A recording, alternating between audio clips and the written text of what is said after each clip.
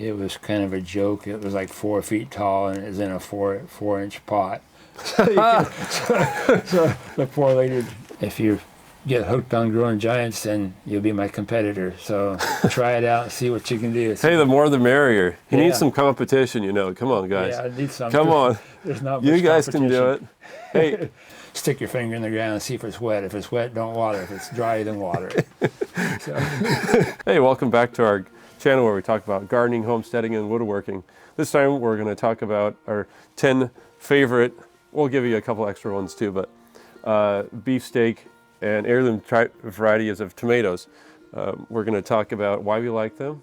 We're going to also go into how to start them, plant them, trellis, ideal trellis systems, also soil types, watering, sunshade, and harvesting and that kind of thing. So fertilizers. Yeah. So let's get to it. What's your overall favorite heritage beefsteak heirloom type tomato? Yeah, it's called the orange oxheart. It's just a big, beautiful orange, nice, smooth, round orange tomato, and the flavor is very good. It's sweet, a little on the fruity side, and all these tomatoes we're going to talk about, these 10, are going to tend to be on the sweet side. I don't really care for the acid flavor in tomatoes. So if you want acid flavor, you need to find some other varieties to grow. Nothing like a nice thick slab of tomato on a hamburger, let me tell you. Yeah, and they taste really good made in the tomato soup. We make a lot of tomato soup. Yeah. So, but that's the number one tomato. It's hard to choose number one. There's so many that are so good. So what's number 2? Next one might be KBX. It's Kellogg's Breakfast Cross. It's an orange, bicolored, has a little red in it. Another vigorous plant, grows a lot of tomatoes on it. A very good producer and good flavor. And then we've number got 3. Another one's kind of an unusual one. It's called I hope I don't destroy this name. I think it's Taiga. How do you spell it? Do you know? Taiga, I believe. And Karen up in Vancouver, she's the breeder of it. And Northern Gardens on Facebook, you can look her up. She's a really good tomato breeder. And this is one of her tomatoes.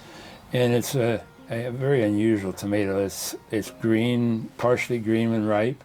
It has red in it, has orange in it. It's a very unique, and it's a heart-shaped tomato. Heart-shaped? Yeah, if you know anything about heart-shaped tomatoes, they're usually very meaty. And so I do like heart-shaped tomatoes. Have very few seeds in them. So that's very vigorous, very good grower, very disease-resistant. It's a good tomato. What's your next one? Next one here, I had to write them down because there's so many, I wouldn't be able to remember them all. Orange strawberry is the next one. That's another heart-shaped tomato, and it's just a real meaty, sweet tomato. And it's a very productive one. Then we got the orange Russian 117. It's a bicolor. It has red and orange. So you kind of get the red starburst on the blossom end of it and throughout the tomato. And it's another very sweet, another good, nice tomato. Then we got Orange Crush. That's an orange tomato, bright orange tomato, and another sweet one. Then we go to West, WES. That's another heart, but it's a red heart. Maybe they classify it as a pink. I'm not real sure about that. But it looks pretty red. And it's a big tomato. Fairly large. Very large. And it's a nice tomato, very good, meaty tomato, and super flavor. It's probably one of the best red flavored tomatoes we have. And then we've got Pink Sweet is another one. It's a nice red. Well, it's pink, but it looks kind of red. And it's just a nice eating tomato. It's a good size, productive, disease resistant. It's a good tomato. See, is that about what do we got for numbers? I don't know if we got. Oh yeah, we got these here. A couple of these here. Bobcat is a hybrid, unfortunately, but it's a determinate type of tomato. All these others that we've been listing off so far have been indeterminates. Yeah, I was going to ask you about And that. so it just keeps growing, and it'll just keep producing all year long. Whereas the determinate it just grows for a certain height, and then it puts all of its fruit out all at once. So it's good, like if you're trying to make a big batch of salsa or something like that, and you don't have a lot of plants, so you can get a lot of tomatoes off of one plant. Mm-hmm. And this is Bobcat. It's a VFFT and disease resistant. Big, nice tomatoes on a short, stocky plant. So that's a really good determinant. That's a hybrid? And it's a hybrid, so you can't save a seed. Yeah, so those first ones you told us, are those all... Those are all open pollinated, so you can save all the seeds from Mm-hmm. that. And then there's a German red strawberry. The other one was an orange strawberry. This was a red strawberry. That's open pollinated, so you can save the seed. And it's a indeterminate as well. It's just another nice red heart-shaped tomato. Very dense, very few seeds. And there's a small one that I just grew last year. It wasn't very big because I got the plant from a friend, and it was kind of a joke. It was like 4 feet tall, and it was in a 4-inch pot. So the poor lady, and Oh dear. it got away from her. So anyway, but I wanted to try the variety, so I just took it just to see what it would do. And so I planted that poor thing in the ground. It did well, but not near as good as it should have. But the tomatoes on it were just fabulous tasting. So we're going to go for it again, and I'll start my own this time. And what's the name of it? And it's called Lucid Gem. And it's a bicolor, smaller type, a little smaller, not as big as some of these other ones. But the flavor was outstanding. So we're going to do that again this year and see how if it's the same thing. So it's about rounded up? I think that's about 10. It's more than 10 probably, but... Off on that, but anyway, don't hold us to it. And then there's a couple bonus ones. Yeah. And those, of course, are the giants. And they're the Domingo and the Big Zac. And if you really want big tomatoes, try those. And they're an heirloom, and so they have very good flavor. And of course, they're open pollinated, so you can save all the seed. And if you get hooked on growing giants, then you'll be my competitor. So try it out and see what you can do. Hey, the more the merrier. You need some competition, Come on, guys. Yeah, I need some. Come on. There's not much You guys can do it. competition. Hey, he might actually sell you some seeds if you're interested. So Yeah, I've sent out thousands of seeds. go ahead and put a comment down below, and I'm sure he'll get some to you. I don't know. I don't think they're $1 million each seed, but Yeah, they're a little bit less than that. No, actually, they're not expensive at all. So he's almost pretty much giving them away. So anyway, leave us a comment down there if you're interested in that. And now we can move into starting the tomatoes. Yeah, we just we'll be making a video here shortly on how to put together a good seed starting mix, soil mix.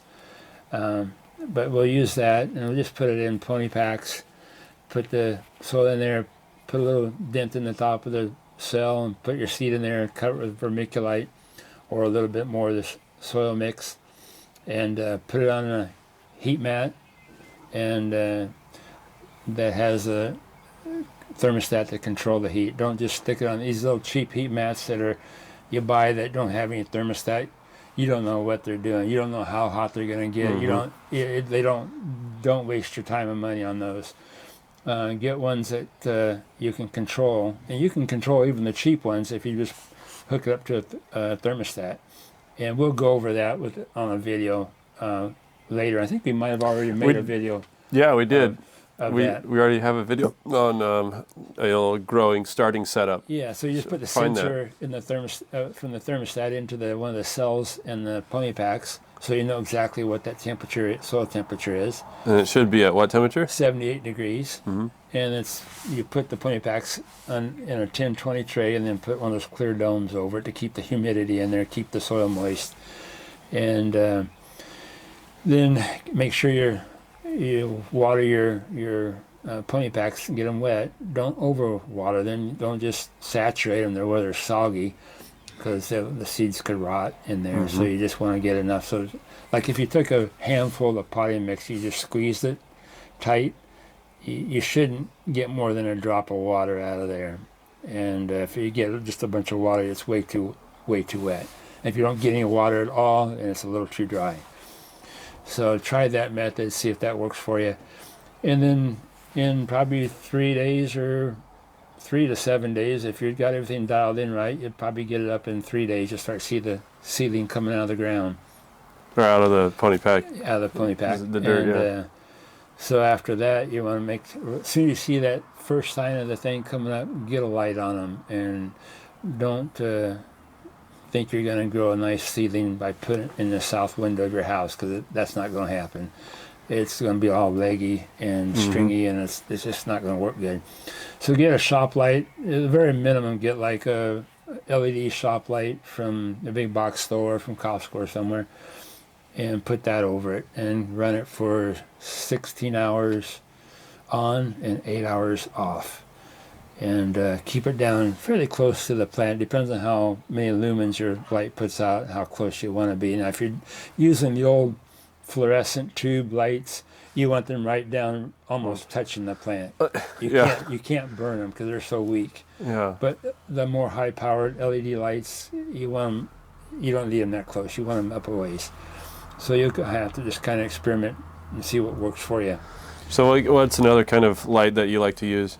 I use a LED Viper light. Spectra 1000 light. It's a little square light, maybe 11 inches square, and it's got a dial on the end for you 25, 50, 75, 100% lighting. Brightness. And You said that's Viper or Hyper? Viper. V-I-P-E-R, okay. Yeah. All right. And you can get that off Amazon. They're like $70 or so. And that's a good light. And you want to keep that one probably 1.5 feet or so above the plant. Otherwise, it'll burn them. With too much light. Too much light, too Yeah. bright. Unless you have, if you got a nice meter that can tell you, you want maybe 300 ppfd output right at the canopy of your plant. But that gets a little more technical. We won't go there. But that light, if you just keep it 1.5 feet above, you should be fine. Air temperature inside the little dome? Should be right around the 78 to 80 degrees. Okay. And once the things germinate and come out of the ground, take the dome off. You don't need the moisture in there anymore. And let the plants get up to about 3 inches, 4 inches tall at the max, and get them out in the garden. And don't wait. Don't put them in a bigger pot and wait until they're bigger, grow them until they're bigger. Don't do that. You're just wasting your time, and it's a detriment to the plant and your production that it can do. So get it out in the ground. So you want to time your seed starting so that in about 3 to 4 weeks from the time you put the seed in the soil to the time you put it out in the garden. So I know everybody has spring fever, and we're all antsy to get something going, and all excited, and we get it in a big hurry, and we're not doing ourselves any favor. We're just causing ourselves more problems and hurting the plants. So wait until 4 weeks at the most before your last frost date to start your seed, and then get them out in the garden. So that puts you about, from the last frost section when they go in the garden, about how much time? Well, if you can plant them right as soon as the last frost is. You can plant them right after that. Yeah, start them in the little pony packs. Yeah. Yeah. So, and then as far as fertilizer, in that seed starting mix, there's not going to be a lot of nutrients in that, because too much nitrogen in that is going to actually hamper their germination. And so you don't want a whole lot. You don't want a high-powered mix for your seed starting. You want a pretty easygoing, soft, and not a lot of stuff in there. But once you get them out in the garden, then you can get your compost on it. Amend your soil with compost, and you can put kelp, you can put rock dust, you can put some gypsum in there. We got a video preparing. It's a fall preparation video, fall bed prep for tomatoes. So watch that video. Yeah. It's somewhere on our channel, and he goes over a few different nutrients that he puts in there. So all the stuff that goes in there. Yeah. And it's a popular video. I think it's like 6,000 views or something so far anyways. Hopefully it gets a lot more, but Yeah. one of the most popular ones. So yeah, get them in the ground and get a support system. Either do a trellis system like we've shown in the past in one of our videos, or you can do a cage system with like concrete reinforcement wire. But whatever you do, don't buy this silly little cage wire cages from the big box store that the tomato grows up, falls over, and the cage falls over, and you got tomatoes growing all over the ground that are rotten and a mess. Disease, yeah. And with a trellis system, we always pinch all the suckers off and just do two main leaders running up, and makes it just nice, easy picking. You got all these tomatoes growing up, these 2 liters, and the wife loves it. She's not digging through all the brush and all the plant trying to find a tomato. Yeah, in one of our videos we talked about a little bit about the trellis system, but it's basically a high, about 8-foot tall trellis at the top, and there's strings coming down. It's in a V shape. The plants are trained up some twine string with clips, and that keeps it nice and well aerated. A lot of sun can get in there. And you can space them 60 inches apart on that, and so you can get a whole lot more tomatoes in a very small area. Yeah. So it's very space saving if you're tight on space. And then you just water it with a tape. Drip lines, tape. yeah. And that takes about, I usually run 3 rows of drip tape on a row of tomatoes, one right on the row of tomatoes. Right next to the stems, a foot over another 2 rows of drip tape on either side. And then, some people say, well, how much do you water your tomatoes? Well, there's absolutely no way I can answer that question, because you might have cold weather, you might have rain. We don't have rain here all summer long, and it's super hot, so there's no way of knowing how to tell you how to water your plants. You're just going to stick your finger in the ground and see if it's wet. If it's wet, don't water. If it's dry, then water it. So. It's kind of like the old rock story. Hey, forecasting rock is wet on top, it's raining. If it's so on and so forth. Anyways, all right. So how about harvesting? Just pick them when they're ripe. You'll see when they're ripe, and the green one's a little harder to tell. When you're waiting for them to turn. Well, they're not going to turn. They're going to get a little color on. They're going to get a little orange, a little red showing through. Then it's probably, and then you just feel it's a little bit soft, and then they'll be ready to pick. If you have intermittent watering and not regular watering schedules, then that can contribute to cracking. Yeah, you can have cracking by having too much irregular watering. Yeah. And then they'll start deteriorating on you, like get moldy and stuff, especially if you try to store them or save them after that. Yeah. And we always pinch all the suckers off. We've got 2 main leaders, and we take all the suckers off so you don't have this big bush to deal with. And it puts the energy into the tomato, makes the tomato bigger, and that's what you want. And what about sun and shade? Well, here where we get so much heat and sun, I put a sunshade over the very top of the row of tomatoes, and I only run about 30% shade cloth. You don't need a whole lot, otherwise it'll slow down the growth of the tomato. So here 30% works for us. Maybe you could go 40, but 30 is pretty much good enough. And I like the silver colored netting now. Oh, it's called Illuminate, I think it's called. And it's silver color, so it kind of reflects the heat. Black will absorb the heat and make hotter right underneath there. So I try not to use the black. They have white too, and that white stuff works fine too. So yeah, the tomatoes would grow clipped to the top, 8 or 9 feet tall, and I cut them off, terminate them. If it looks like at the top, if it looks like it's starting to get cool down, like it's not a lot of growing days left, I'll go ahead and terminate every growing tip on the plant and make sure that there's nothing else growing, and that way it can put energy into ripening what's left on the plant, the tomatoes that are left. And tomatoes, they all require certain what they call growing degree days, and that's maybe a little beyond the scope of this video, but you can tell about when the tomato will ripen by the growing degree days, how warm the weather's been for how long a period of time. But if you're interested, just look up GDD growing degree days, and you can find out more about that. Yeah, so we usually just pick it down. Well, obviously pick it down right before it frosts so that it doesn't damage the tomatoes. because the frost will just kill your tomato plant. You just store them in a cool environment in the dark. And, Yeah. and there's nothing fancy about it. Yeah. We don't do anything special. Some people Yeah. wrap them in newspapers, but we don't. Yeah. We don't have time for all that. Yeah. So. Well, I hope you found this video very informative. Hey, if you have a question or about anything that we said, or you want to add to the conversation, hey, leave a comment down in the section below. Give us a thumbs up if you really like it. And please, more than anything, remember to subscribe. And remember, God is light and God is love.